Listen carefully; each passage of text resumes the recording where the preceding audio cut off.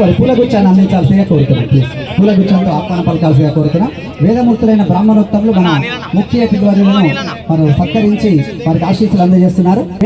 వేదోక్తమైన ఆశీస్సులు అందజేస్తున్నటువంటి సందర్భంగా ఈ కార్యక్రమం 123 కోట్ల రూపాయలు వాళ్ళకు ఆదా జరగడం జరిగింది, సేవింగ్స్ జరగడం జరిగింది. మొత్తం మహిళలకి 3123 క్రోర్స్ వాళ్ళకు సేవ్ కావడం జరిగింది. ఒక చాలా అంటే చాలా సంతోషం అనిపిస్తుంది. మహిళలందరూ కూడా ఇది ఒక వాళ్ళకు సేవింగ్ కావడం జరిగింది.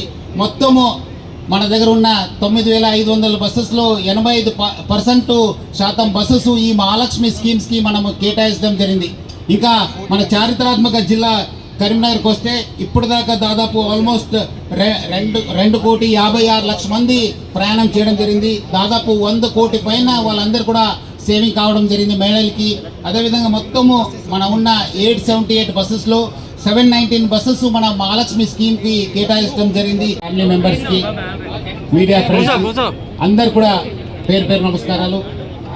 ఈరోజు ఒక చారిత్రాత్మక రోజు, ఒక చాలా మంచి రోజు.